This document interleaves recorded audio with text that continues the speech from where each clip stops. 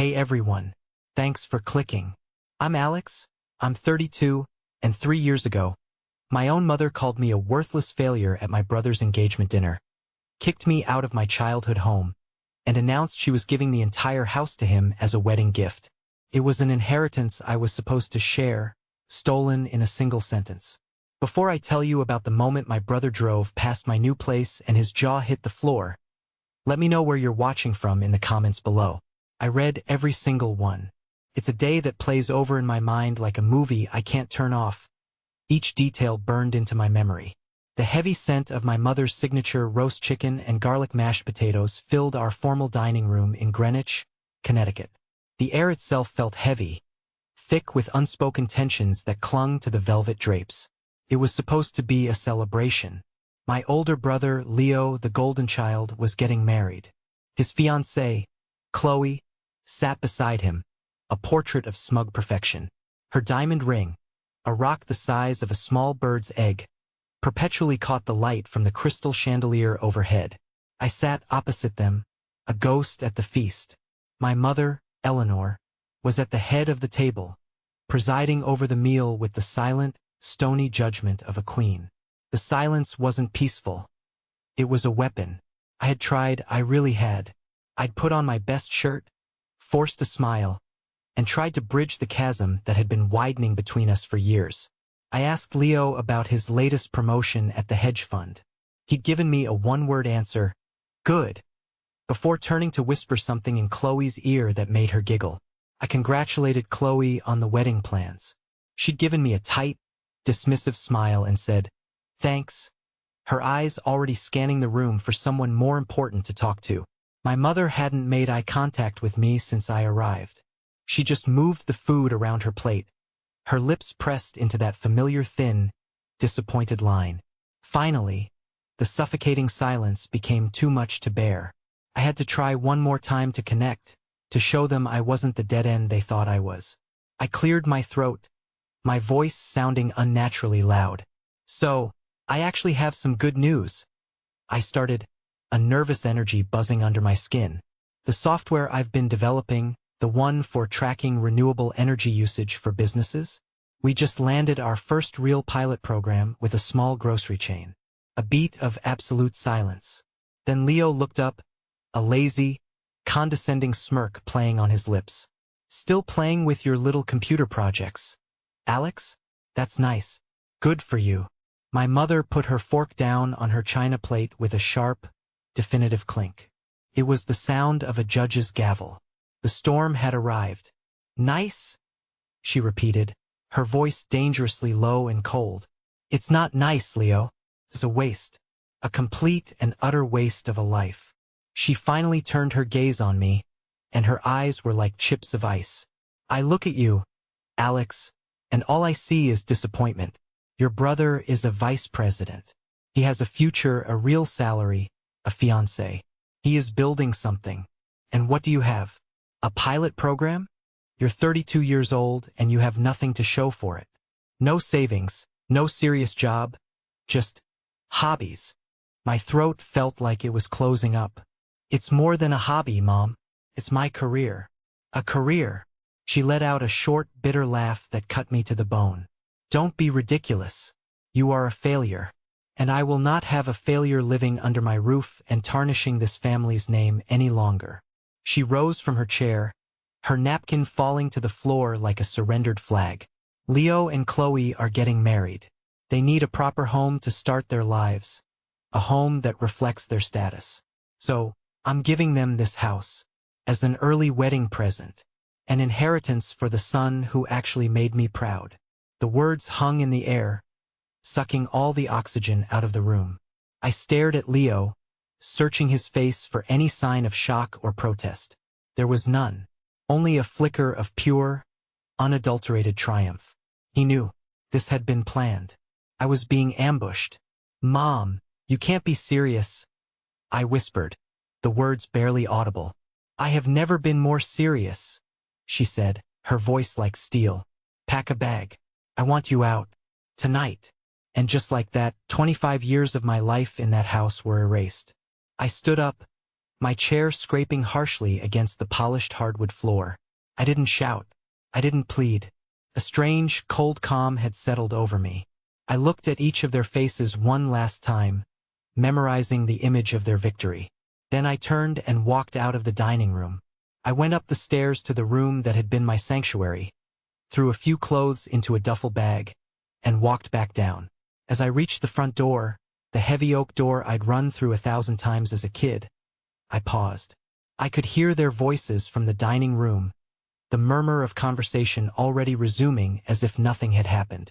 I hadn't been a person to them. I had been an inconvenience, and now I was gone. The door clicked shut behind me, the sound echoing in the cold, empty night. It was the sound of my life breaking in two. That night wasn't a sudden earthquake. It was the final, violent collapse of a structure that had been rotting from the inside for decades. The signs were always there, written in the language of birthday presents and holiday dinners, of praise and punishing silence. Growing up in Greenwich, my mother taught us that life was a competition, and perception was reality. It was about having the right address, the right car, the right kind of children. For her, Leo was the right kind of child. I was a flawed product, a source of constant, low-grade embarrassment. I remember my 16th birthday with perfect clarity. It was a quiet Tuesday night. My dad, Richard, was still alive then, a warm, grounding presence in a house that often felt cold. He slid a box across the dinner table. It was a generic brown cardboard box, a little beat up around the edges. Inside was a used laptop. It had a few scuffs on the lid, but it was a beast. A machine with a powerful processor and a high-end graphics card. "It's got more RAM than you'll know what to do with," he'd said, his eyes sparkling with a shared, secret excitement. "This will let you run the simulations for that energy tracking app you're designing. It'll take it to the next level, son." For me, it was like being handed the keys to the universe. My mother, however, had barely looked up from her salad. "Another toy," she'd sighed, the word dripping with disappointment. "Richard, you indulge his fantasies. He needs to be focused on his SAT prep, not these games."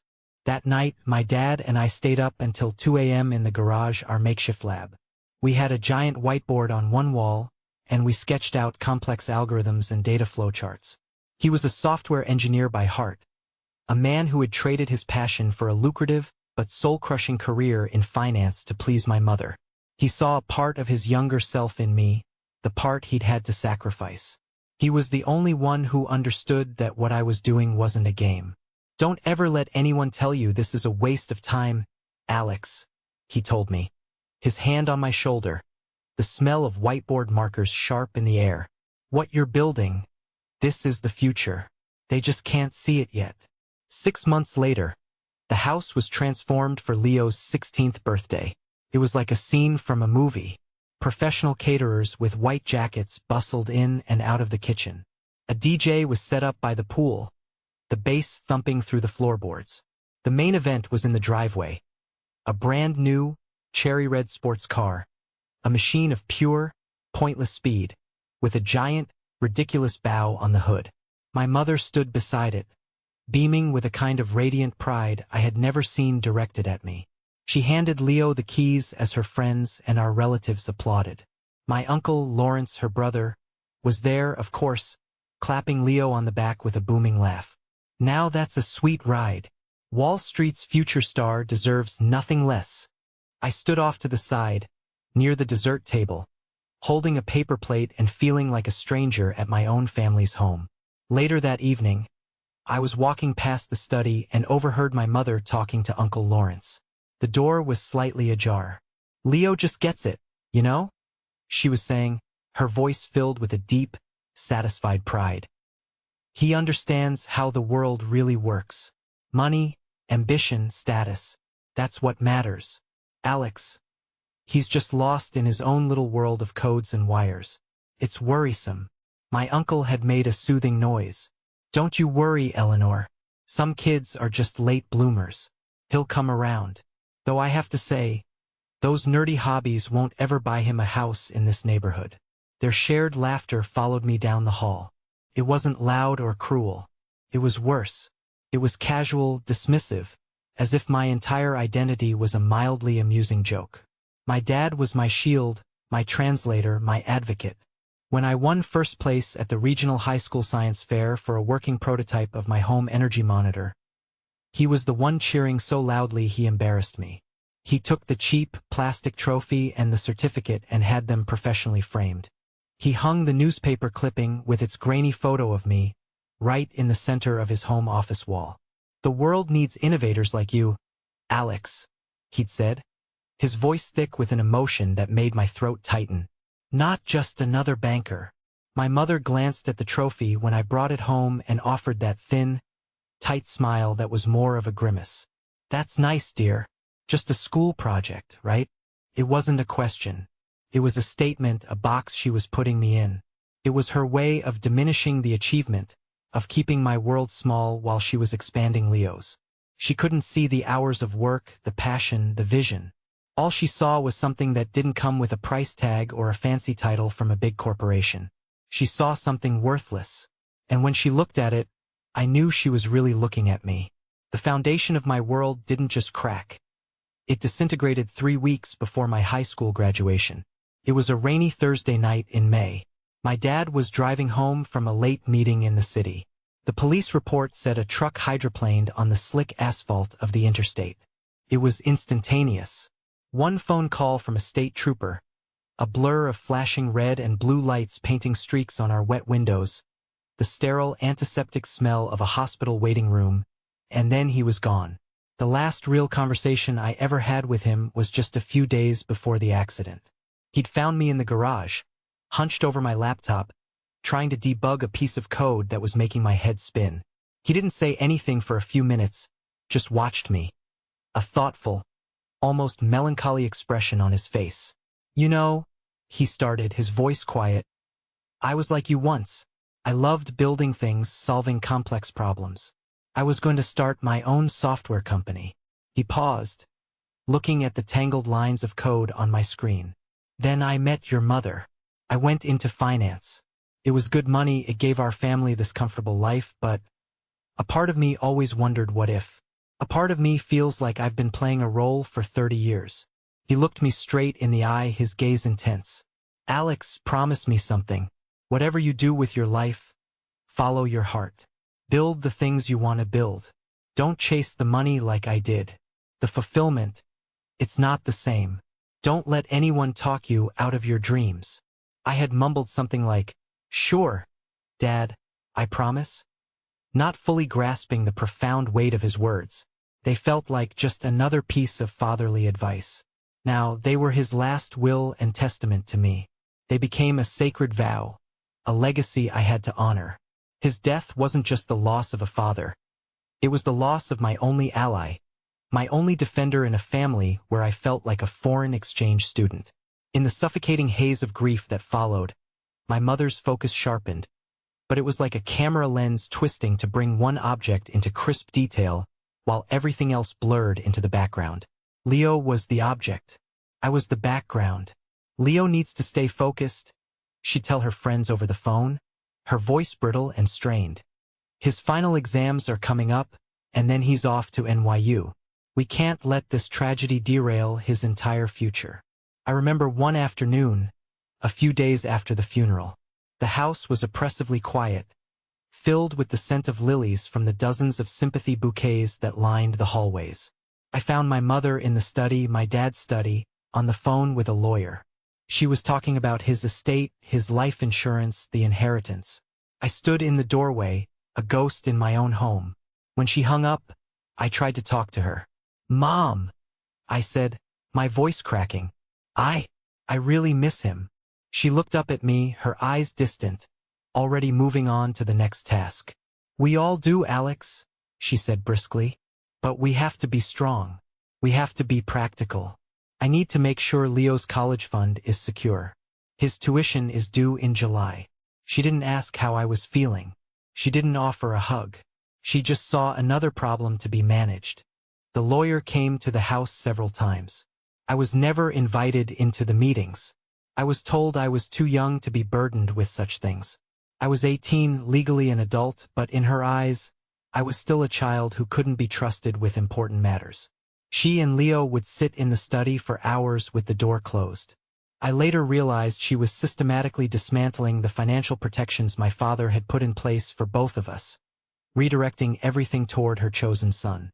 The newspaper clipping of my science fair win stayed on the wall in my dad's office for about a month. It was a small comfort, a reminder of his pride. Then one day I walked in, and it was gone. In its place, meticulously centered, was a framed photograph of Leo in his lacrosse uniform, holding a championship trophy. I never asked my mother about it. I didn't have to. The message was perfectly clear. My father's legacy was over. Hers was just beginning. And in her version of the future, there was only room for one successful son. The chasm between me and my family widened into a canyon during our college years. The path for Leo was paved in gold. He, naturally, went to NYU's prestigious Stern School of Business. My mother paid for everything. The full, eye-watering tuition, the upscale apartment in Greenwich Village that was nicer than my entire dorm floor, a generous monthly allowance that was more than what I earned in a semester. Leo needs to be able to focus entirely on his studies and networking, she declared to anyone who would listen, as if he were a prized racehorse. He can't be distracted by trivial things like a part-time job. His college fund, which I would later learn was supposed to be our college fund, was robust, meticulously managed by my mother to ensure he wanted for nothing. I, on the other hand, scrambled. I got into the University of Connecticut for computer science, with a partial academic scholarship that I had worked my tail off in high school to earn. It was my one ticket out, covered about half the cost. For the rest, I was completely on my own. My mother made it clear that her financial resources were tied up in Leo's investment. So I worked. I worked 3 different jobs, a chaotic juggling act that left me perpetually exhausted. I coded freelance websites for small businesses late into the night, my eyes burning from staring at the screen. I waited tables at a greasy spoon diner on weekends, coming home smelling of fried onions and dealing with condescending customers. I worked the quiet, lonely late-night shifts at the university's IT help desk, fixing printers for frantic students. I lived in a cramped dorm room with 2 other guys, and my diet consisted mostly of instant ramen and the cheapest coffee I could find. I remember one night, scrolling through social media during a break at the diner. I saw a picture Leo had posted. He was on a yacht in the Caribbean for spring break, tanned and smiling, a beautiful girl on his arm, a bottle of champagne in his hand. The caption read, "Working hard or hardly working? Thanks for the getaway, Mom." I was holding a pot of burnt coffee, my back ached, and I had a midterm the next morning. The unfairness of it was a bitter pill to swallow. But I never complained. In a way, the struggle fueled me. I was doing what I loved. The work was brutally hard, but it was honest, and every dollar I earned was my own. Every line of code I wrote felt like a small act of defiance, a tribute to the promise I made to my dad. The phone calls home were always a painful exercise in frustration. Leo just had dinner with a senior partner at Goldman Sachs. My mother would report, her voice buzzing with an excitement she never had for me. "He's making such wonderful connections. His future is practically guaranteed." "That's great, Mom," I'd say, forcing enthusiasm into my voice. "I just finished a project modeling solar panel efficiency for one of my classes. My professor thinks it has real commercial potential." There would be a pause. "Oh," she'd finally reply, the energy draining from her voice. "That's interesting, dear. Now, tell me, are you eating properly? You sound tired." The subject would always change, my achievements dismissed as quaint little hobbies, my struggles ignored. It was in my junior year that a light appeared in the tunnel. His name was Professor Davidson. He was a leading expert in renewable energy systems, a quiet, brilliant man who saw something in my solar panel project that my mother never could. He saw the future. He became my mentor, the first person since my dad who looked at my work and saw potential instead of foolishness. He took me under his wing, giving me access to the university's advanced labs, connecting me with his network of researchers. "Alex, this algorithm is brilliant," he told me one afternoon, peering at my laptop in his cluttered, book-filled office. You're not just tracking data, you're predicting energy needs based on weather patterns and usage habits. This could save companies millions. You're onto something big here. His belief was like water in a desert. It was under his guidance that I developed the first true prototype of my application, the one that would eventually become the foundation of my company. While Leo was learning how to leverage other people's money to make more money, I was learning how to build something from nothing. Something that could actually make a difference. My mother saw life as a race, and in her eyes, I was already lapped. But I was starting to realize it wasn't a race at all. We weren't even running in the same direction.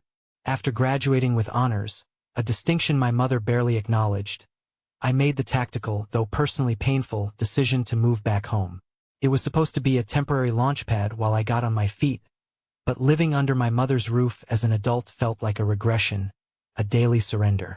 In her house, it felt less like a home and more like a courtroom where I was perpetually on trial for the crime of not being my brother. Leo, by this time, had already landed a high-paying analyst job at a prestigious hedge fund in Manhattan. He was renting a sleek, minimalist apartment in a high-rise my mother had co-signed for, a place with floor-to-ceiling windows and a doorman. He'd come home on some weekends, smelling of expensive cologne and effortless success, talking about seven-figure trades and year-end bonuses, a language my mother understood and adored. I, on the other hand, landed an internship, an unpaid internship. It was at a small, scrappy tech startup in the city called Urban Energy. They were doing fascinating, cutting-edge work in sustainable urban infrastructure. Exactly the field I wanted to be in. The CEO was a quiet, intense man named Samir Gupta. He was a brilliant engineer who didn't waste words, but he had a sharp eye for talent. He had found my senior project on a university forum and reached out to me directly, offering me a position. There was a kind, familiar look about him, something in his eyes, but I couldn't place it. At the time, I didn't know the truth. Samir had been a college friend and colleague of my dad's from his early engineering days, one of the few who had stayed in the field. He had recognized my father's name and saw the same spark of passion in me. But he never mentioned it. He wanted to see what I could do on my own merits. To my mother, the phrase unpaid internship was just another way of saying unemployed bum. You have an honors degree in computer science from a good university, and you're working for free? She asked, her voice dripping with a mixture of disdain and genuine bewilderment at the dinner table one night. We were having one of our tense, mostly silent meals. Leo's starting salary is 6 figures. Alex. 6 figures. With a guaranteed bonus. When are you going to get serious about your life and get a real job with a real salary? My Uncle Lawrence, who had a preternatural ability to show up for dinner whenever there was a chance to dispense his patronizing wisdom, chimed in. Now, Eleanor, give the boy a chance, he said, patting my arm with a soft, fleshy hand. It was meant to look like he was defending me, but it was just another form of attack. Every generation has its dreamers. It's a noble gamble, Alex, but a gamble nonetheless. You have to understand finance, you see, that's stability. That's a sure thing. Your brother is building a secure future. This tech stuff, it's a lottery ticket, and most tickets are losers. The message was always the same, a constant, demoralizing chorus. What Leo did was real, what I did was a fantasy. Every single day was a grind. I'd wake up before dawn to catch the commuter train into the city, work 10 to 12 hours for free, soaking up every bit of knowledge I could, and then take the late train home, exhausted, to a house where I felt like a disappointment. I poured every ounce of my being into that internship, driven by a desperate, burning need to prove them all wrong. More than that, I was driven by the quiet, persistent memory of the promise I made to my dad in the garage all those years ago. I just hoped it would be enough. I often wondered, though, if I was chasing a dream or just running from their judgment. At Urban Energy, I thrived. I wasn't just fixing bugs. I was improving core systems. One afternoon, Samir gave me a complex problem that had stumped their senior engineers for weeks. An inefficiency in their data processing that was costing them server time and money. I locked myself in a small conference room for 2 days, fueled by coffee and a stubborn refusal to fail. I didn't just fix it. I rewrote the entire module, making it 10 times faster. I presented it to Samir, my hands trembling slightly. He reviewed my work in silence, his expression unreadable. After 5 long minutes, he just nodded slowly and said, "Good work, Moore. Very good work." Coming from him, it felt like winning an Olympic medal. It was a small victory, but it was mine, and it kept the flame of hope alive in the cold, dismissive atmosphere of my home. And that brings us back to that night. The night that cleaved my life into a before and an after. The night of Leo and Chloe's engagement dinner. It wasn't just one comment that set my mother off. It was the culmination of years of simmering resentment, a pressure cooker that was finally, inevitably, going to explode. I had come to the dinner table that night armed with a small, fragile piece of hope. That very afternoon, Samir Gupta had called me into his office. He had that same serious, intense look on his face. "Alex," he'd said, "your work on the predictive energy algorithm has been revolutionary for us. You've done the work of a whole team." He leaned forward. "We're a small company, we can't offer you the kind of salary your brother makes, not yet. But we are offering you a full-time position as lead project engineer, and stock options. A significant number of them. If this company succeeds, you succeed in a very big way." It was the first real, tangible validation of my entire career. A real job, a leadership title, a stake in the future I was helping to build. I thought maybe, just maybe, this would be enough. Maybe this was the language they would finally understand. So when Leo smirked about my little computer projects, I took a deep breath and laid my cards on the table. "Actually," I said, trying to keep my voice steady and professional, "I was just promoted to lead project engineer today. It's a full-time, salaried position." My mother just waved a dismissive hand, not even looking at me. "A lead of what? A team of one? Alex, please, don't embarrass yourself with these inflated titles." Chloe let out a tinkling, condescending laugh. "Oh, that's sweet. It's so important to have a passion, isn't it? My cousin has an Etsy shop. I think it's wonderful."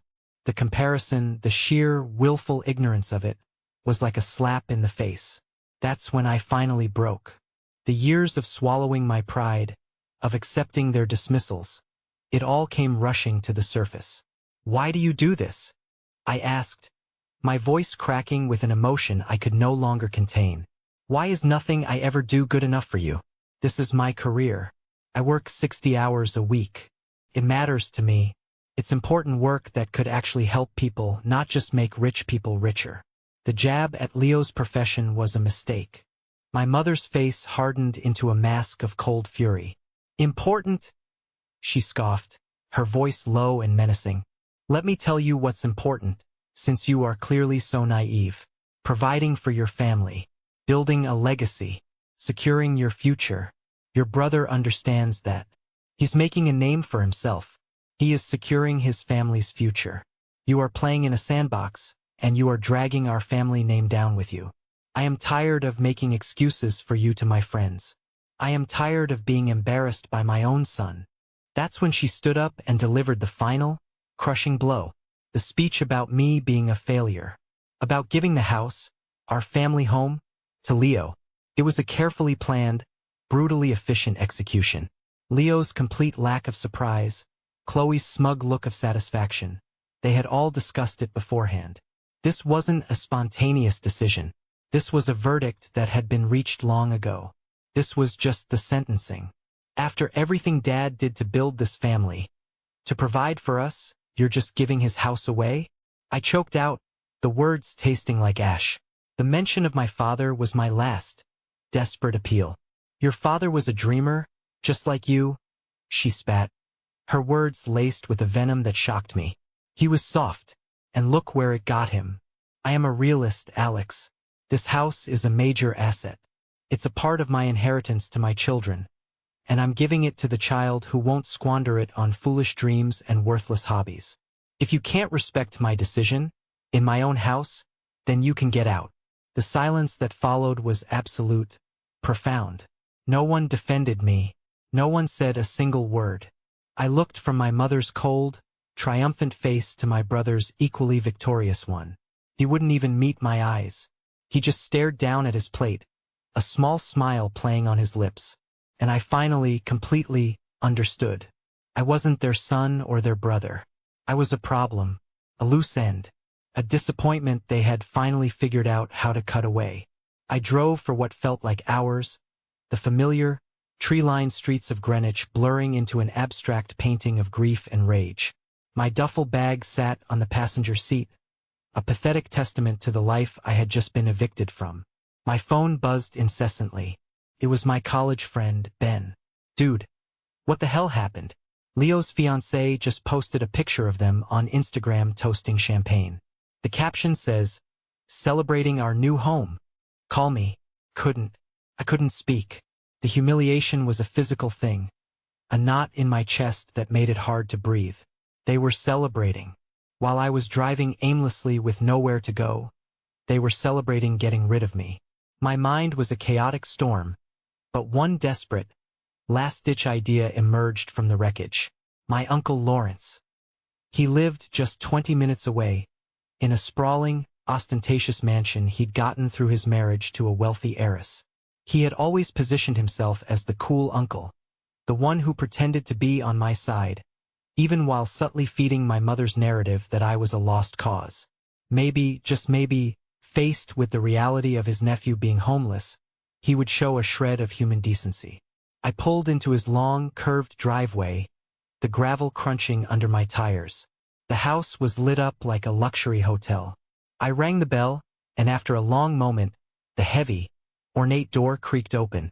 He stood there himself, wearing a silk robe and holding a glass of whiskey. His usual jovial mask was gone. His face was stern, guarded. "Alex, what on earth are you doing here at this hour?"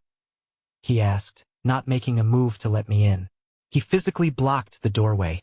"Uncle Lawrence," I began, my voice hoarse and raw. "Mom, she kicked me out. She's giving the house to Leo.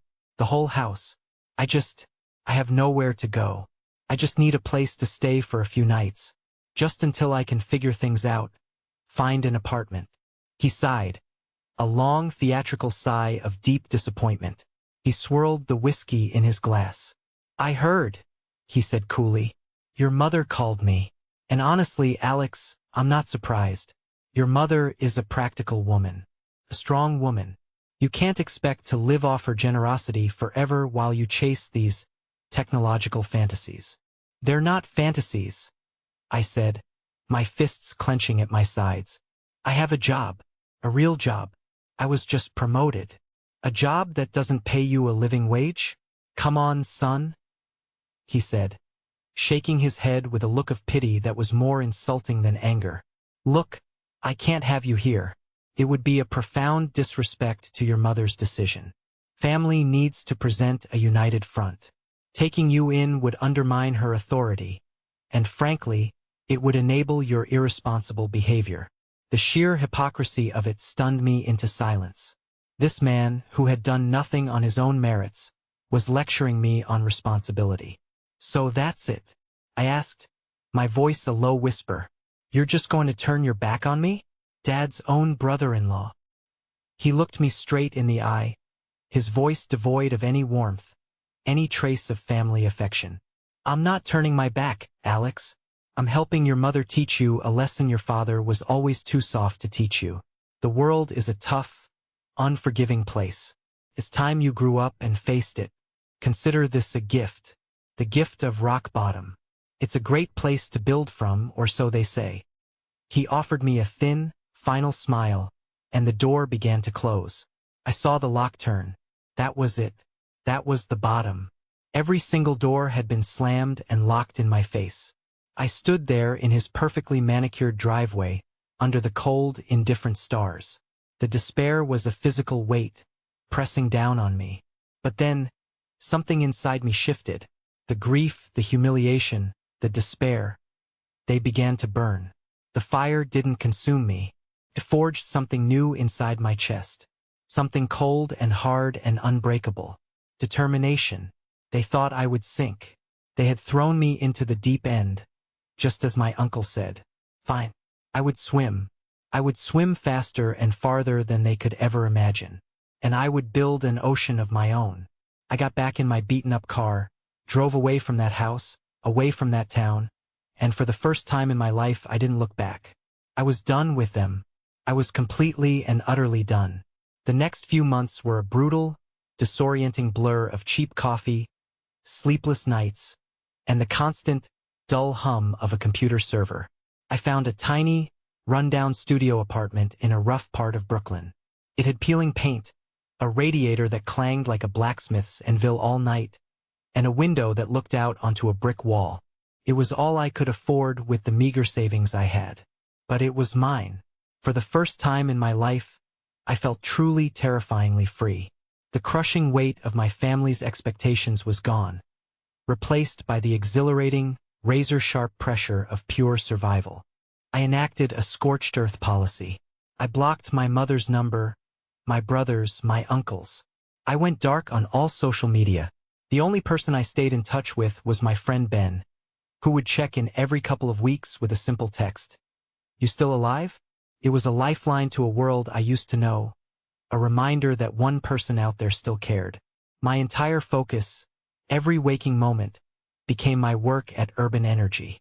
Now that I was a full-time, salaried employee, even if the salary was barely enough to cover rent and ramen, I poured every ounce of my energy into it. I was the first one in the office and the last one to leave. My grief and anger became fuel. Every line of code was a brick in the new life I was building. One evening, feeling stuck on a particularly complex problem and overwhelmed by loneliness, I took a chance and reached out to my old mentor, Professor Chun. We met for coffee at a small cafe near his university. I told him everything that had happened, the dinner, the house, the rejection from my uncle. I laid it all out, the whole ugly story. He listened patiently, his expression calm and unreadable. When I finished, he didn't offer the empty platitudes of sympathy I was expecting. He offered a strategy. "There's someone I think you should meet," he said, pulling out his phone. "Her name is Jessica Vance. She's a venture capitalist. She is notoriously tough, a real shark, but she's one of the smartest people I know. And her entire fund is focused on disruptive green technology. Your algorithm, Alex, is bigger than just a feature in someone else's company. It deserves to be its own entity. It's time to stop building for other people and start building for yourself." The meeting was in a sterile, glass-walled conference room on the 40th floor of a skyscraper in Midtown Manhattan. The view alone was worth more than all my possessions. Jessica Vance was exactly as Professor Chun had described. She was sharp, impeccably dressed in a power suit, and she radiated an aura of intimidating intelligence. Her questions were like surgical strikes, precise and designed to find any weakness. She didn't care about my family drama or my passion.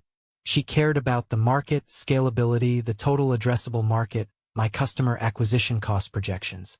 For an hour, I stood in front of a whiteboard and walked her through my application, my business plan, my 5-year vision. I laid out the future as I saw it, a future powered by smart, predictive, sustainable energy. I was terrified, my heart pounding in my chest, but my voice was steady. I knew my stuff. This was the one area of my life where I felt completely confident. I expected her to tear it apart, to find a dozen flaws I hadn't considered. Instead, when I was finished, she leaned back in her expensive leather chair and just stared at me for a long, silent moment that stretched into an eternity. "Most people who come in here are trying to build a better mousetrap," she said finally, her voice crisp and decisive. "They want to make an existing process 1% more efficient. You're not doing that, Mr. Moore. You're trying to eliminate the need for the mousetrap entirely. You're building an infrastructure." She stood up and extended a hand. "I'm in. My fund will provide $75,000 in seed money for a 20% stake in your new company." I felt the air leave my lungs in a rush. $75,000. It was more money than I had ever seen in my life. It was a chance. A real, tangible chance to build my own dream. I walked out of that building onto the bustling streets of New York, my head spinning. I looked up at the towering skyscrapers, the symbols of the world my brother belonged to, the world that had cast me out. But for the first time, I didn't feel small or insignificant. I felt like I was finally building something just as tall. I decided to name my new company Viridian Dynamics. It was the first brick in my new life, and I had laid it myself. Starting a company from scratch is like trying to build a plane while it's already falling out of the sky. The first few months of Viridian Dynamics were a chaotic testament to that truth. The company's world headquarters was my tiny Brooklyn apartment. The server, which held the entire company's intellectual property, hummed next to my bed, and my conference room was the small, wobbly table in my kitchen. But Jessica's investment wasn't just money. It was credibility. It was a stamp of approval from a world that had previously been inaccessible to me. My first hire was a brilliant young software engineer named Marco Diaz. He was fresh out of Carnegie Mellon, hungry, idealistic, and he believed in the mission. He didn't care that our office was my living room or that our coffee was instant. He saw the elegance and potential in the code. Together, we were a two-man army. We worked day and night, fueled by cheap pizza and a shared, obsessive vision. We refined the algorithm, built a user interface, and started the soul-crushing process of trying to find our first client. We faced a relentless stream of rejections. We'd pitch to potential clients, and they'd see two young guys with a laptop and a dream, and they'd politely show us the door. The seed money was draining with alarming speed. There was one particularly dark week about 3 months in. Our main server crashed in the middle of the night, wiping out 2 days of work.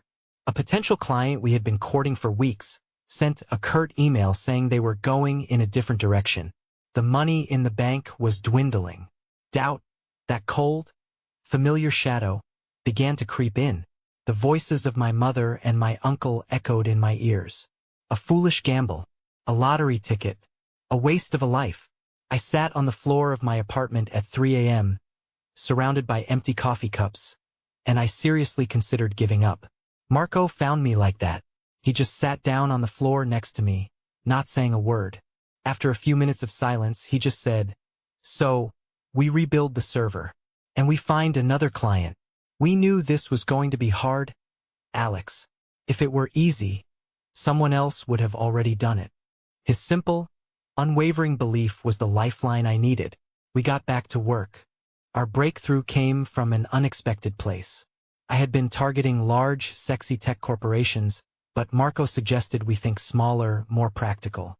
We found a regional chain of grocery stores, Harrison's Market, run by a third-generation owner, a no-nonsense man named Mr. Harrison.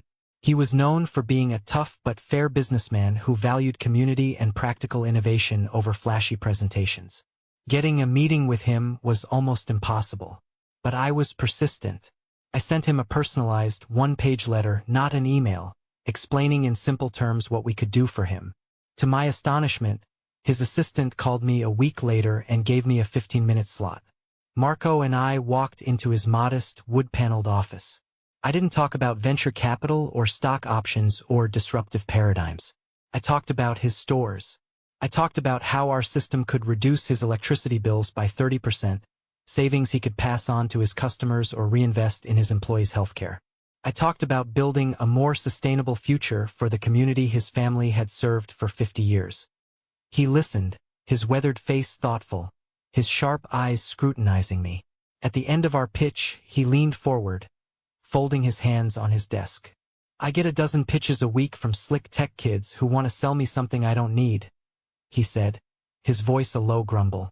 "You're different. You're not selling software. You're selling a solution.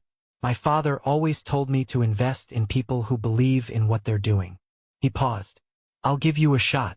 We'll run a pilot program in our 3 largest stores. Don't make me regret this, son."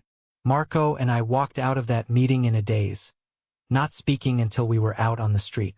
Then we just looked at each other and burst out laughing. It wasn't a multi-million-dollar contract, but it was everything. It was a foothold. It was a chance to prove that our foolish dream could deliver real, tangible results. The storm wasn't over, but for the first time, I could see a break in the clouds. 3 years. That's how long it took. 3 years of relentless, obsessive, all-consuming work. The pilot program with Harrison's Market was a resounding success. We didn't just cut their energy bills by 30%. We cut them by 35%, and we identified two major sources of energy waste they hadn't even known about. Mr. Harrison was thrilled. He became our biggest advocate, our most vocal champion. He personally recommended us to other business owners in his network. And just like that, the dam broke. Word spread. That single, hard-won contract turned into a dozen, then 100. Viridian Dynamics didn't just grow. It exploded. We moved from my apartment to a small, cramped office, then to a full floor in a sleek glass and steel building in downtown Brooklyn. Our team grew from 2 to 16, then to 50 brilliant engineers, data scientists, and sales professionals. We secured a series of funding round led by a major Silicon Valley firm that made Jessica Vance's initial investment look like pocket change.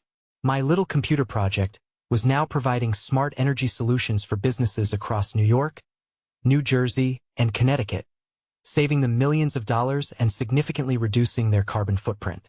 I was no longer the broke, homeless kid kicked out of his home. I was the founder and CEO of a multimillion-dollar company.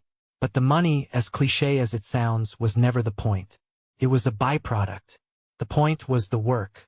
The point was proving that a vision for a better, more sustainable world wasn't a waste of time. It was the future. With my success came a level of financial freedom I had never imagined possible. I could have bought a penthouse in Manhattan with skyline views, a flashy sports car to rival the one my mother bought Leo, all the glittering symbols of success that my mother and brother valued so highly. But I wanted something different. I wanted something real.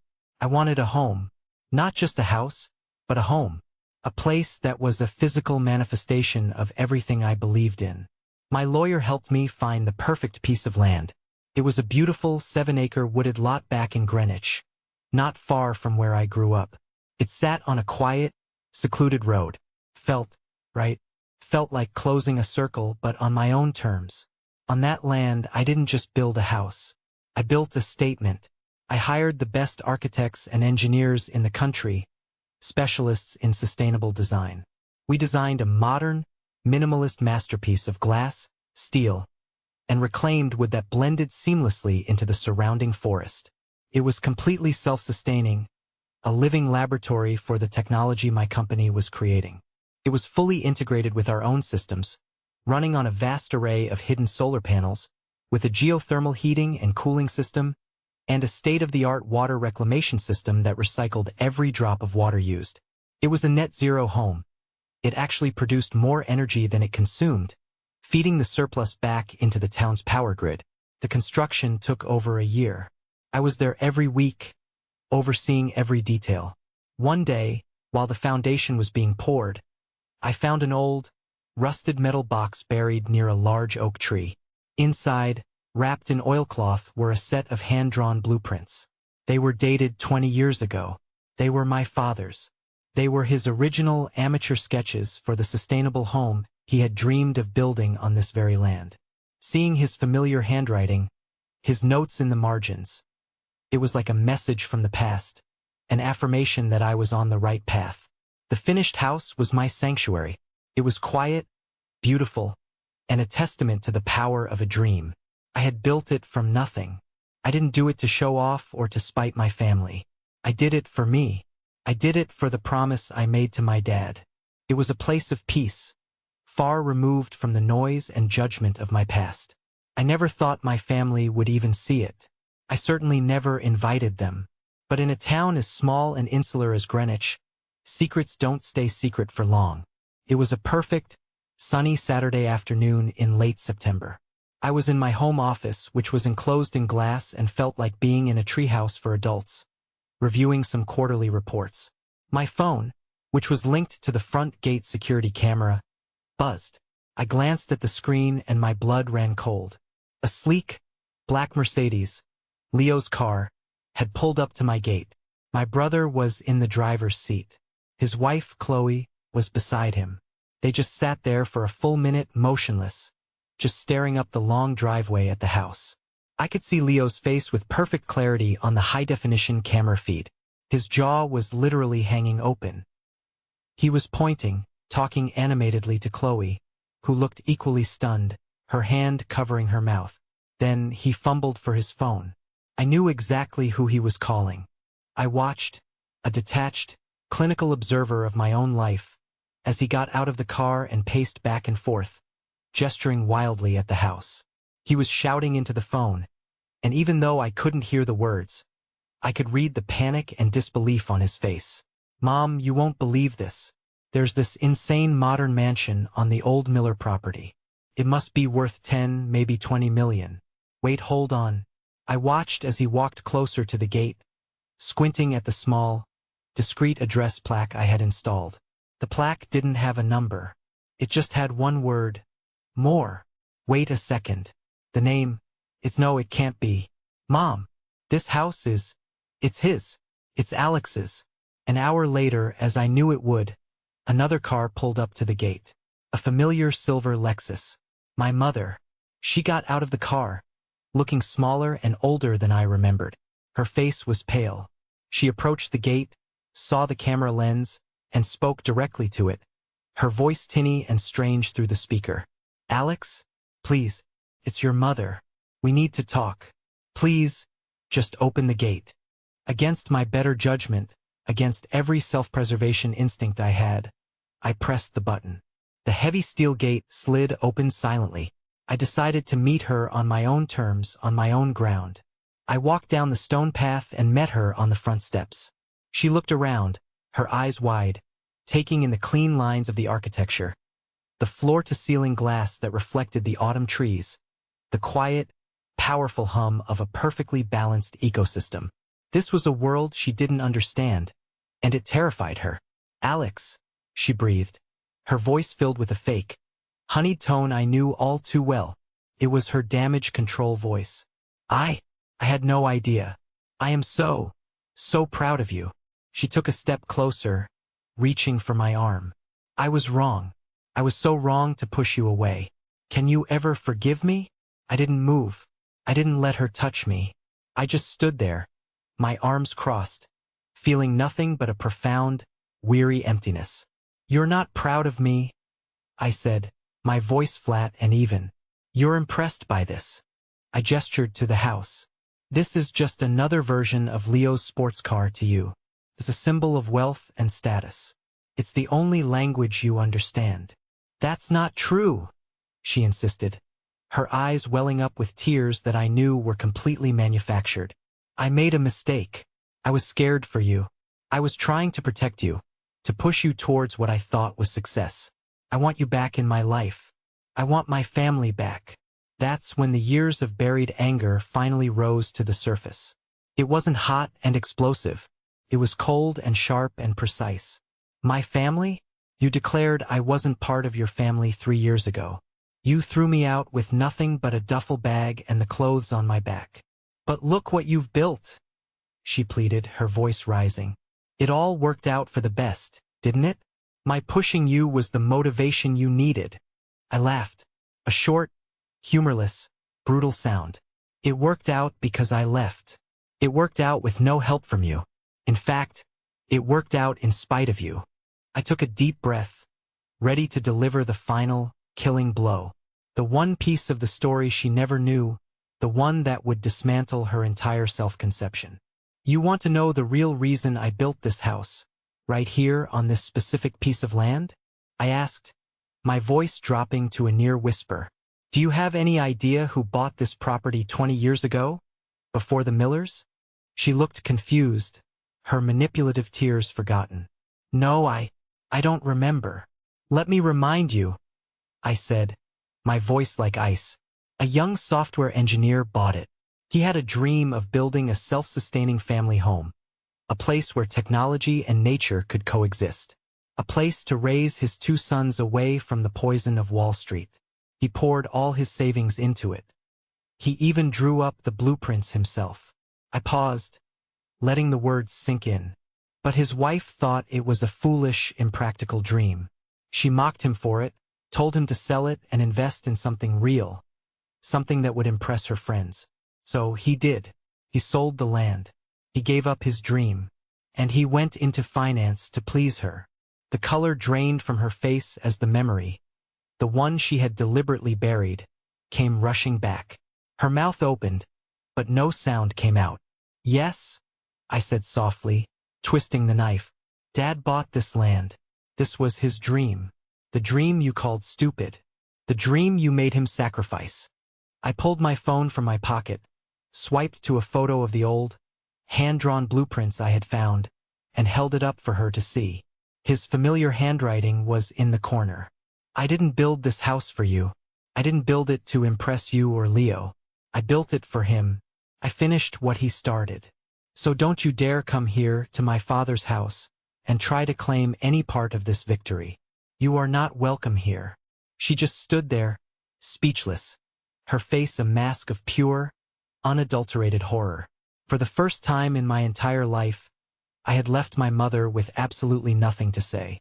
This is the moment that changed everything, when I finally took back control of my own story. Thank you for staying with me to this point. You are amazing. Please help me out by liking this video and commenting the number 1 below, just so I know you made it this far with me. It not only helps more people find this story, but it also lets me know that my experiences mean something to someone out there. Your support is the biggest motivation for me to continue sharing the rest of this journey. In a town like Greenwich, gossip is a more valuable currency than gold. The story of what happened at my gate, of my mother's confrontation and my final revelation, spread through the manicured lawns and exclusive country clubs like a particularly virulent strain of ivy. Leo must have told someone, who told their spouse, who told their tennis partner. The narrative wasn't just the simple, satisfying tale of the failure son becoming wildly successful. It was darker, more complex. It was the story of a mother who had not only cast out her son but had also crushed her late husband's dream. A dream that son had then resurrected in the most spectacular way possible. It was the one thing my mother's carefully curated world couldn't tolerate. A stain on her public image, a story that painted her not as a strong matriarch, but as a cruel, materialistic hypocrite. Her friends, the ones she had lunch with every Tuesday, the ones she played bridge with, started to pull away. The calls stopped. The invitations to charity galas and dinner parties dried up. She had built her entire identity on being the mother of a successful Wall Street star, the widow of a respected financier, the queen of her social circle. I had exposed the ugly, rotten foundation beneath the flawless facade. Her status, the currency she valued above all else, was suddenly irrevocably devalued.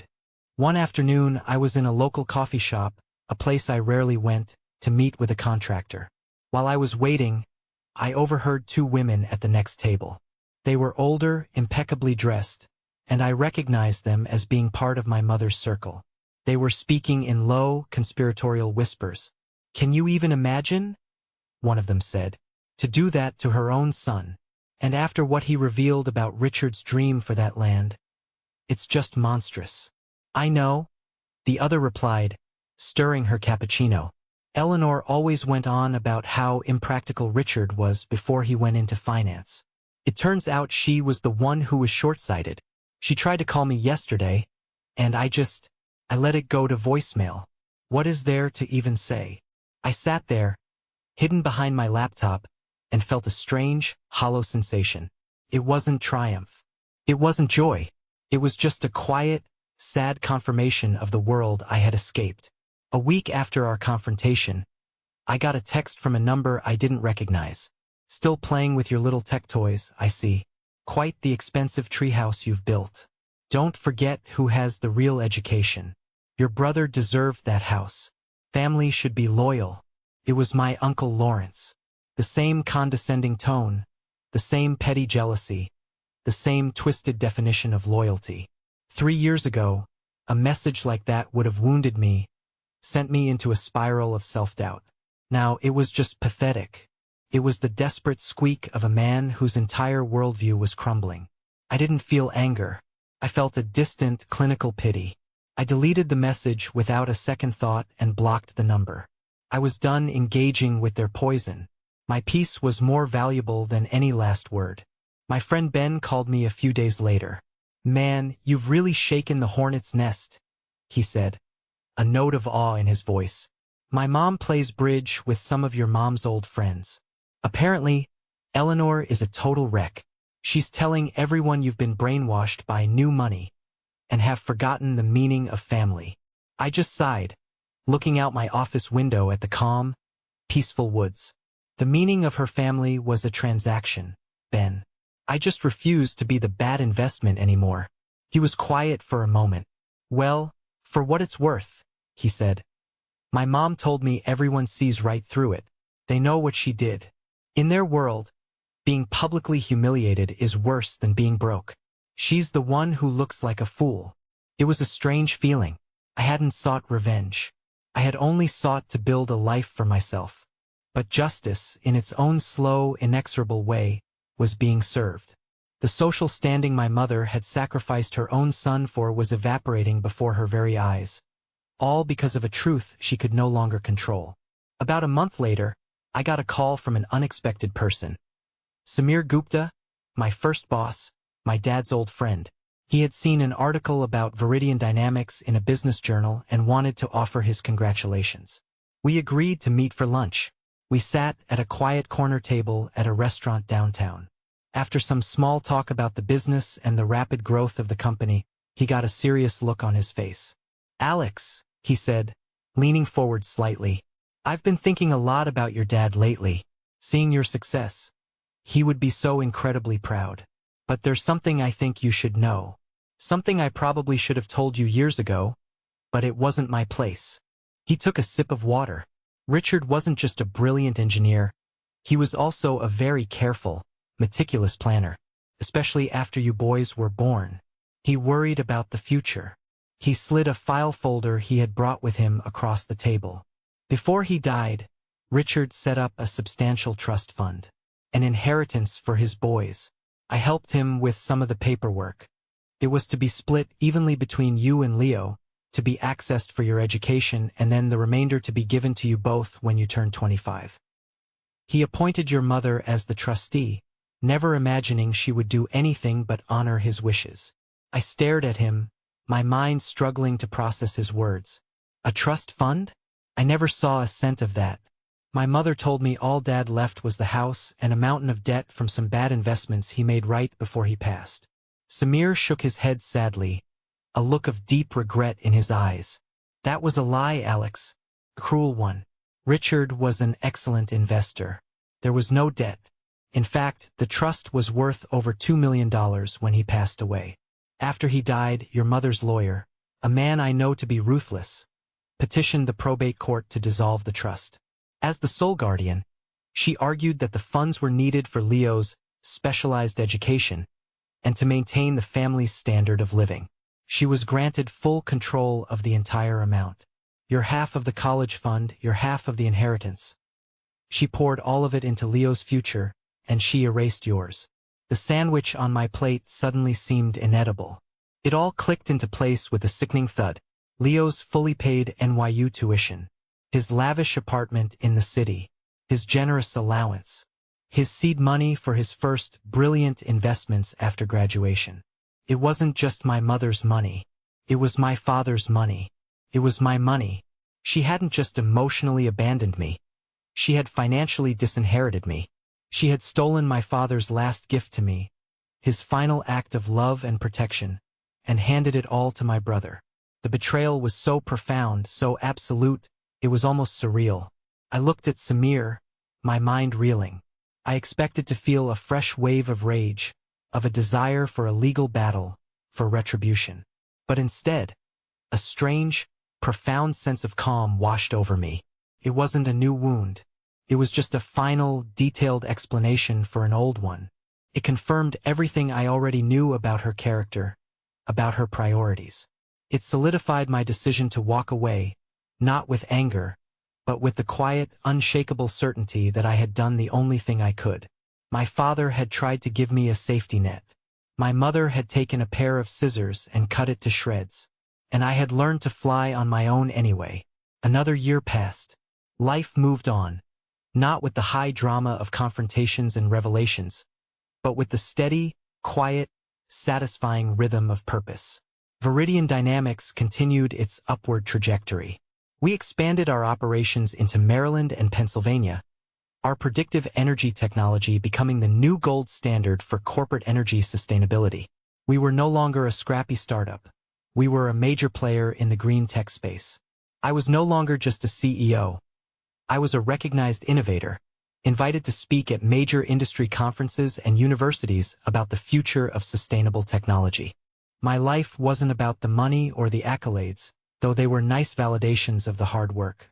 It was about the work itself. It was about the team I had built around me. Marco, my first employee, was now my chief technology officer, a brilliant leader in his own right who was respected throughout the industry. We had built a company culture based on respect, collaboration, and a shared passion for solving difficult problems, the exact opposite of the toxic, zero-sum hierarchy of my childhood family. These people, my team, my mentor Professor Chun, my loyal friend Ben, they were my real family.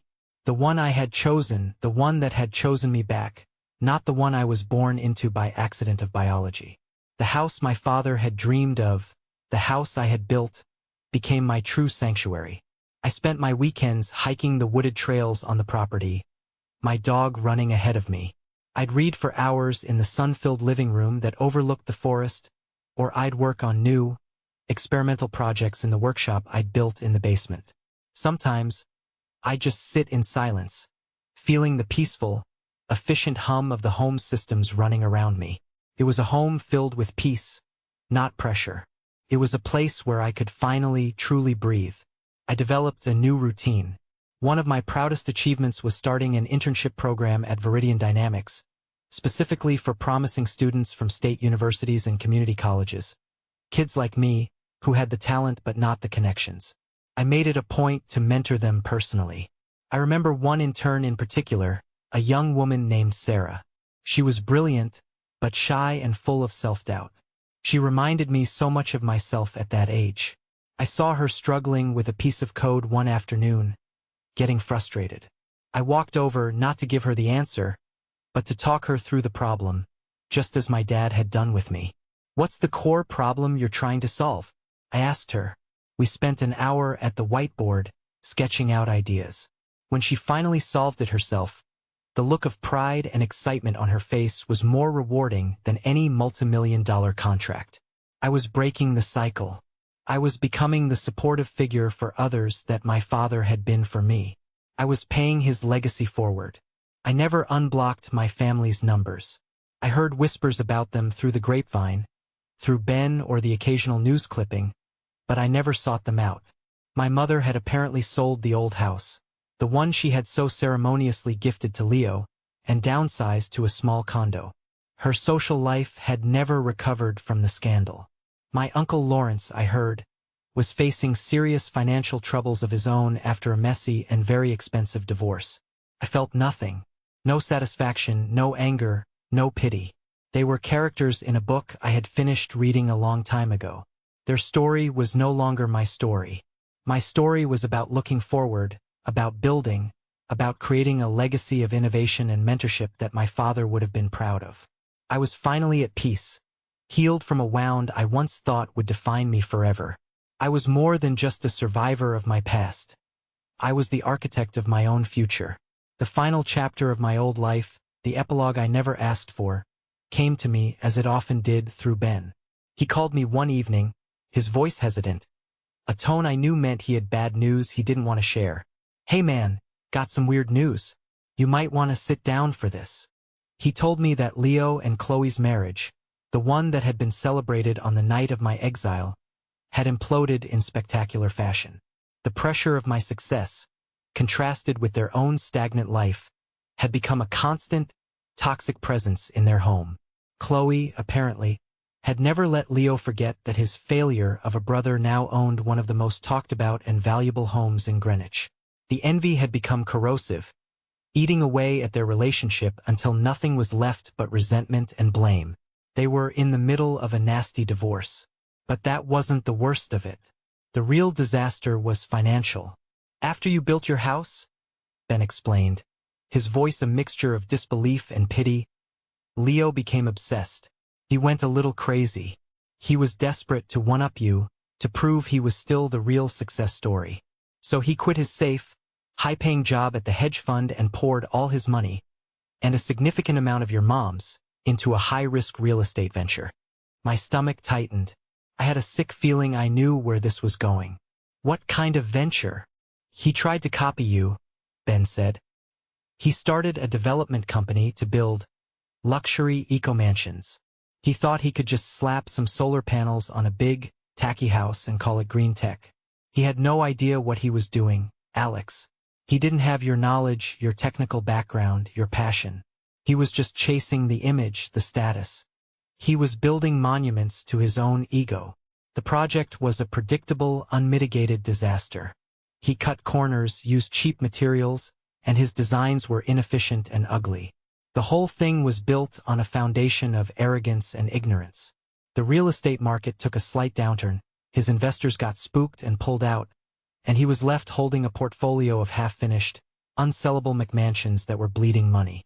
He had tried to play my game without understanding any of the rules, and he had lost spectacularly. He had declared bankruptcy. The final, bitter irony? The house my mother had kicked me out of, the grand prize she had awarded her golden child, the very symbol of his victory and my defeat, was now gone. To cover his mountain of debts in the bankruptcy and divorce proceedings, the court had forced its sale. It was seized by the bank and auctioned off for a fraction of its value to pay off his creditors. The ultimate symbol of his triumph had become the public monument to his failure. He had been given everything, the elite education, the family connections, the financial backing, the family home, my stolen inheritance. And he had turned it all to ash. I had been given nothing but a broken heart and a promise to my father. And from that, I had built an empire. It wasn't a victory. I felt no joy in hearing about his downfall. It was a tragedy. A hollow, wasteful story of how envy, when left unchecked, will always consume itself. And I was just glad, so deeply, profoundly glad, that I was finally far enough away to not get burned by the flames. So here I am today. I'm in my office, the one that feels like it's floating in the trees, the late afternoon sun slanting through the glass walls. On my desk, next to the sleek monitors displaying the real-time energy data of 1,000 buildings across the country, is a single old photograph in a simple wooden frame.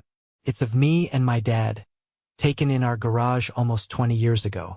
We're standing next to a whiteboard covered in his messy, brilliant handwriting, a younger, scrawnier version of me beaming next to him, full of a hope I had long since forgotten and only recently rediscovered. Sometimes I look at that photo and think about the long, twisted, painful road that brought me to this exact spot. For a long time, especially in the early, angry days, I thought this journey was about proving my mother and brother wrong. I fantasized about the day I would be successful enough to rub it in their faces. I thought success would be the ultimate revenge. But I was mistaken. Standing here now, in this house built on a dream, running a company built on a promise, I finally realized the truth. My journey was never about proving them wrong. It was about proving my father right. He believed that passion had value beyond a price tag. He believed that building something meaningful was more important than chasing a number on a spreadsheet. He believed that the future belonged to those who were brave enough to create it. He believed in me. My mother saw a failure, a waste of a life. But my dad saw a future. And I spent the last several years of my life simply trying to build the world he saw. I haven't spoken to my mother or my brother since that day at my gate. I don't know if I ever will. I've learned that forgiveness isn't about absolving them. It's about freeing myself from the anger. And I am free. But that freedom doesn't require a reunion. Some bridges, once burned, are never meant to be rebuilt. My real family is the team that walks into the Viridian Dynamics office every morning, ready to change the world with me. My family is my friend Ben, who never stopped checking in. My family is the memory of my father, a guiding principle that lives inside me. My story isn't about getting rich or getting even. It's about the quiet, unshakable power of staying true to yourself, even when the people who are supposed to love you the most tell you that you are worthless. It's about understanding that sometimes, the greatest thing a toxic family can give you is the freedom that comes when they finally, mercifully, let you go. Thank you for listening to my story. I hope it resonated with you in some way. Have you ever faced a situation where you had to choose between your passion and your family's expectations? Share your story in the comments below. I'd love to hear from you. And please, Don't forget to like and subscribe so you don't miss what comes next.